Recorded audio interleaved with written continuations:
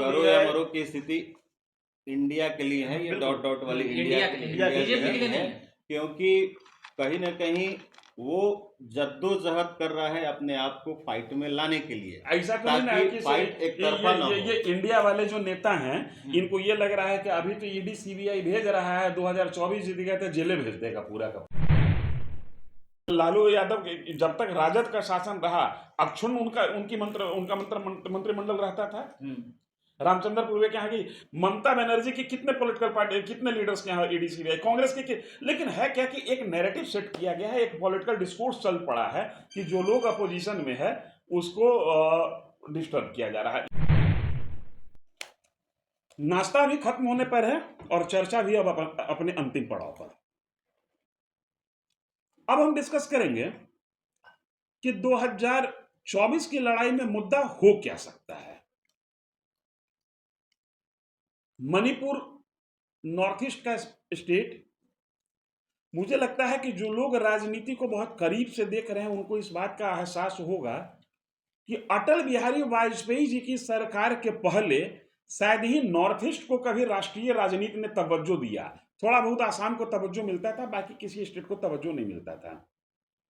Look for east एक policy आई, इस government ने नॉर्थ ईस्ट पर बहुत ध्यान दिया और ऐसा कहा जाने लगा कि इंटरनेशनल लेवल पर अब जो अंतरराष्ट्रीय राजनीति का केंद्र जो होगा वो गल्फ से उठकर इधर शिफ्ट हो रहा है।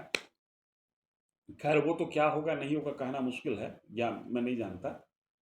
मणिपुर इस समय हॉटकेक बना हुआ है और आज की तारीख में राजीव जी, मेरा मत है कि आज की तारीख में अगर जो अभी के अभी चुनाव हो जाए तो नेशनल लेवल पर मणिपुर ही मुद्दा होगा जी। लेकिन इस देश ने देखा है, हम लोग इसके गवाह हैं कि चुनाव हुआ तो पुलवामा पर चुनाव हो गया। चुनाव के समय यह भी होता है कि पीओके में घुस जाएंगे। चुनाव के पहले यह भी होता रहा है कि जो कभी नहीं हुआ, जिसकी कल्पना लोग नहीं करते थे कि गरीब अनारक्षित वर्ग के लोगों को भी आरक्षण मिलेगा। तो क्या लगता है आखिर में कहां, माने कौन से कोई अस्थाई मुद्दा होगा या 2024 के समय तात्कालिक मुद्दे खड़े होंगे और वोटिंग उस आधार पे हो जाएगा? क्या अनुभव कहता है? महंगाई और बेरोजगारी एक मुद्दा है विपक्ष के लिए, जिसको भुनाएगी तो शायद कुछ वहां पर अच्छा सुनने और देखने में अच्छा लगेगा, मगर अंततः चुनाव जो है वह हिंदू और मुस्लिम के फैक्टर पर ही होगी। एकदम ये क्लियर है। राम मंदिर कब इसका ये हो रहा है, यही 2024 का स्टार्टिंग में ही होगा। हाँ जी, और उसके बाद देखेंगे राम मंदिर नहीं, राम मंदिर तो माहौल क्रिएट करेगा ना। मणिपुर 6 महीना मुद्दा नहीं चल सकता है। अब कोई इस देश में प्रत्येक सप्ताह में एक नया मुद्दा राम मंदिर को लेकर बीजेपी को राजनीतिक फायदा मिलेगा, लेकिन कितना मिलेगा ये देखना मिलता होगा। है नहीं, कितना मिलेगा वो देखना होगा। दूसरी बात ये है कि विपक्षी दलों का प्रयोग कितना सफल हो पाएगा, नहीं सफल हो पाएगा। लेकिन एक बात तय है जो मुझे समझ में आती है, 2014 और 2019 वाली स्थिति बीजेपी के पास नहीं है। 2024 थोड़ा मुश्किल है। अब उसको आप थोड़ा मुश्किल कहिए, ज्यादा मुश्किल कहिए, अलग अलग लोगों की अलग अलग राय हो सकती है। कांग्रेस मुश्किल पैदा कर रही है इसमें। 2024 अगर आसान नहीं है। नीतीश और केजरीवाल को अगर कांग्रेस यह कह सकते हैं कि मजबूरी। अच्छा, मेरे एक प्रश्न का जवाब दीजिए। 2024 बीजेपी के लिए, माने एनडीए के लिए करो या मरो है, या कथित इंडिया के लिए करो या मरो है? नहीं, करो या मरो तो कथित इंडिया के लिए है ना, उसको पाना है। उसकी लड़ाई एक ऐसे राजनीतिक खेमे से और खासकर एक ऐसे राजनीतिक दल से है जो 10 सालों से लगातार सत्ता में है और जिसके पास तिक्रम के लिए बहुत सारी रणनीति है। बिल्कुल, करो या मरो की स्थिति इंडिया के लिए है, ये डॉट डॉट वाली इंडिया के लिए है, क्योंकि कहीं ना कहीं वो जद्दोजहद कर रहा है अपने आप को फाइट में लाने के लिए। ऐसा तो नहीं ना है कि फाइट एक तरफा ना हो। ये इंडिया वाले जो नेता हैं इनको ये लग रहा है कि अभी तो ईडी सीबीआई भेज रहा है, 2024 जीत गया तो जेले भेज देगा पूरा का पूरा। ये डर है। देखिए, वंशवाद और भ्रष्टाचार, ये कोई शक नहीं है कि भाजपा की तरफ भी है। ईडी सीबीआई, अगर शायद मैं गलत नहीं हूँ तो रंजीत सिन्हा के समय में ही ना तोता वाला प्रकरण आया था। और रंजीत सिन्हा किस पार्टी से क्लोज माने जाते हैं? देखिए राजीव जी, ईडी और सीबीआई को लेकर जो इस समय जो नैरेटिव सेट किया गया है और जो पहले नैरेटिव, ईडी और सीबीआई का जो मेरा मत है कि हमेशा उपयोग और दुरुपयोग होते रहा है। सत्ताएं इसका उपयोग दुरुपयोग करती हैं, और कांग्रेस के समय ही इसको कहा गया था पिंजड़े में बंद तोता। बिल्कुल। अब हो क्या रहा है कि पहले ये होता था कि जो भ्रष्टाचारी पकड़ा जाता था वो चुप हो जाता था, क्योंकि वो उसको लगता था कि मेरी चोरी पकड़ी गई है। अब क्या हो रहा है कि जब पकड़ा जा रहा है तो वो मुखर होके कह रहा है कि चूंकि हम अपोजिशन में हैं जी, इसलिए हम पकड़े गए, जो सत्ता के साथ हैं वो नहीं पकड़े जा रहे। जबकि मेरे पास कुछ एक ऐसे एग्जांपल हैं कि बीजेपी वाले नेताओं के यहाँ भी ईडी सीबीआई का छापा पड़ा। एक तो बिहार में ही है जो एमएलसी हुए, टिकट मिलने के बाद नहीं छापा पड़ा था उसके बावजूद। तो और मेरा ये निजी मत है कि सबके यहाँ ईडी सीबीआई को जाके उखाड़ नहीं सकती है। देखिए लालू जी के यहाँ लालू जी के यहाँ पहली बार सीबीआई कब पहुंची? 95 के पहले। नीतीश कुमार को छोड़ दीजिए ना, नीतीश कुमार के पार्टी के कितने नेताओं के यहाँ ईडी सीबीआई गई है? बहुत कम। लालू जी की ही पार्टी को ले लीजिए तो लालू प्रसाद यादव और इनके एक दो जो वैसे सुनील सिंह नाम हैं, उसके अलावा उस पार्टी में बहुत दिग्गज और बहुत पुराने नेता हैं, बड़े सम्मानित नेता हैं उस पार्टी के, जगदानंद सिंह, उनके यहाँ ईडी सीबीआई को भर गई है। 30 साल से तो हम जानते हैं कि जगदानंद सिंह एक्टिव पॉलिटिक्स में है, और लालू यादव जब तक राजद का शासन रहा अक्षुण्ण उनका मंत्रिमंडल रहता था।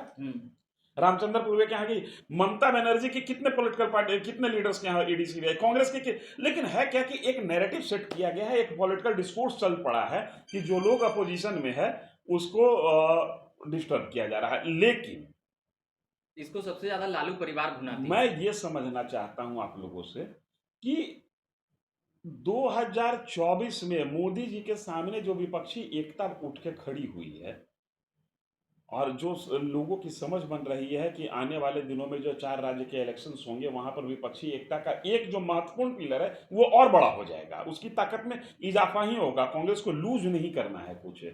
ऐसी स्थिति में जैसे इनका एक लाइन इन्होंने दिया, भले वो आप सहमत हो या नहीं सहमत हो, इनका कहना यह है कि चुनाव हिंदू मुस्लिम के ध्रुवीकरण पर होगा।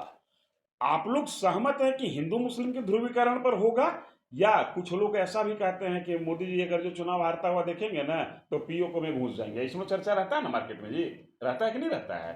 तो कुछ ऐसी स्थिति बनेगी। 2 बातें देखिए, इंडिया के लिए चुनौती इसलिए मुश्किल है क्योंकि जब एक बहुत कमजोर गठबंधन का मुकाबला एक मजबूत गठबंधन से होता है तो उसकी कमजोर गठबंधन की जीत की संभावना तभी होती है, या उसको मदद, उसको ऑक्सीजन तभी मिल पाता है जब मजबूत गठबंधन के खिलाफ या उस मजबूत गठबंधन वाली सरकार के खिलाफ कोई सत्ता विरोधी लहर हो।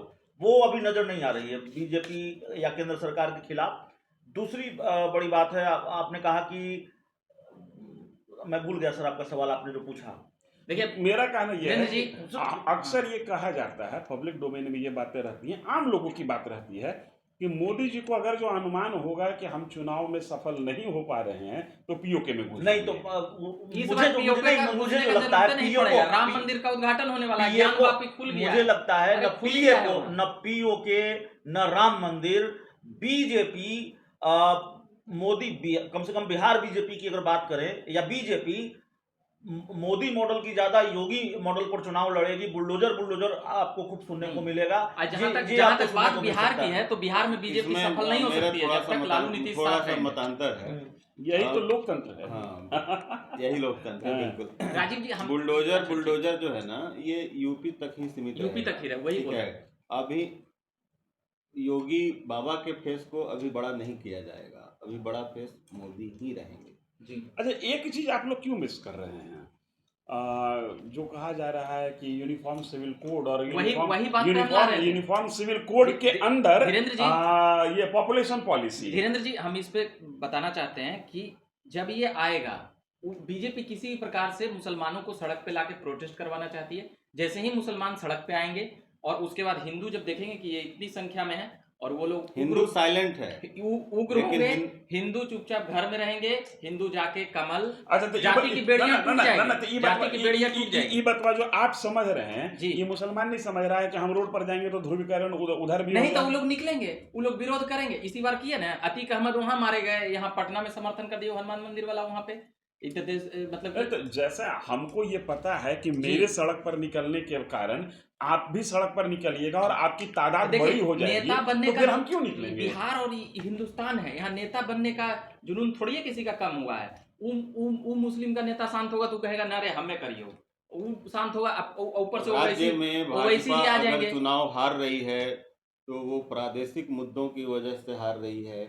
वर्तमान में जहां भी नहीं, प्रादेशिक मुद्दे नहीं, मैं यहाँ पे काउंटर वर्तमान करना में चाहूंगा जहां राजीव भी, जी। ठीक है, जी सर। वर्तमान आप काउंटर कीजिएगा। हाँ जी। वर्तमान में जहां भी भाजपा की सरकार है, देखिए भाई, काउंटर और- कीजिएगा, इनकाउंटर मत कीजिएगा, थोड़ा डर लगता है। हाँ। इनकाउंटर नहीं, हम बोलना तो ये चाहते हैं कि कर्नाटक बिहार में क्यों हार रही है कर्नाटका में भाजपा। नहीं तो नहीं, मुद्दे नहीं, मैं बता रहा हूँ बीजेपी गवर्नमेंट में करप्शन राजीव भैया, सुनिए देखिए, लालू नीतीश जो बड़ा और फार्म है, लालू वो बोलिए नीतीश ना। और भाजपा, हम्म। लालू नीतीश और भाजपा, ये हो गया 3 पार्टी। हम्म। वो दोनों तो अपना वो है, भाजपा है ये।